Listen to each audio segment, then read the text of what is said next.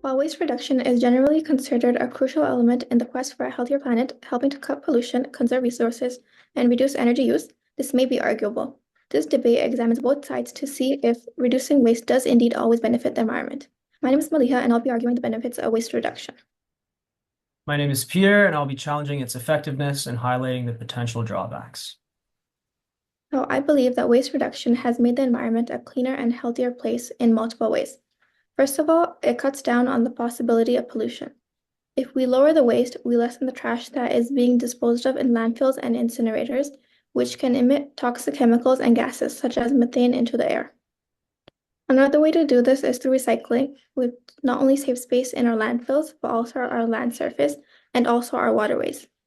Thirdly, reducing waste means saving natural resources. The reuse of items like aluminum is a huge energy saver and diminishes the need for new raw materials. Recycling of aluminum, for example, consumes 95% less energy than the traditional method of production using bauxite. Plus, it also stops the further need of scraping the earth for raw materials. Lastly, saving energy through recycling and reusing materials is a great idea. The cost of processing recycled stuff like paper, plastic, and metals is less compared to making the items from scratch. Consequently, the use of the overall energy that is needed for the planet is lowered, and thereby carbon emissions, which are dangerous to the environment, are also reduced. Hello, everyone. When we hear reduce waste, it's easy to assume this always helps the environment, but the reality is more complicated. I'd like to explain why reducing waste does not always lead to environmental benefits. First, let's look at recycling. While it's an important part of waste reduction, it can be very energy intensive, especially for materials like plastics. For example, breaking plastics down into reusable materials often requires a lot of energy and can release greenhouse gases. Even when recycling works well, like with aluminum, the entire process still uses energy and involves collecting, sorting, and processing that is powered by fossil fuels. The reality is, energy costs of recycling can sometimes outweigh the benefits, even if we don't consider these trade-offs all the time. Second, let's talk about the unintended effects of waste reduction policies. Take single-use plastic bag bans, for example. These policies are designed to reduce plastic waste, but they often create other environmental problems. Many people turn to cotton tote bags as an alternative. A study by the Danish Ministry of Environment and Food found that cotton tote bags have one of the worst environmental impacts of all bag types. Growing cotton uses enormous amounts of water, land, and fertilizers, which can pollute rivers and lakes through a process called eutrophication. Processing and transporting cotton also require large amounts of energy, and since cotton totes are heavy, they cost more to ship.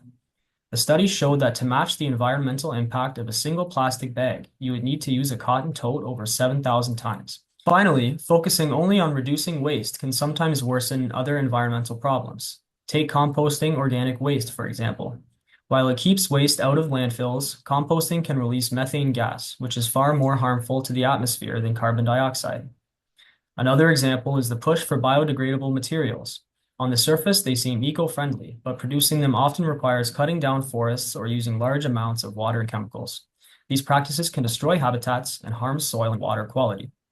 In conclusion, while reducing waste is important, it doesn't always benefit the environment. Recycling can use too much energy, waste policies like bag bans can create bigger problems, and focusing only on waste reduction can overlook other serious environmental issues. A smarter approach to waste reduction considers the full environmental impact, not just the waste itself. Only then can we ensure our solutions help the planet rather than unintentionally causing harm. Thank you. Thank you for your opinion. While Peter claims that recycling hurts the environment because it uses energy, the positives of recycling far outweigh the negatives. Yes, recycling some materials like plastic can be very energy intensive. However, overall recycling saves more energy compared to making new products from raw materials. For example, the recycling of aluminum saves 95% of energy and thereby greatly reduces greenhouse gas emissions.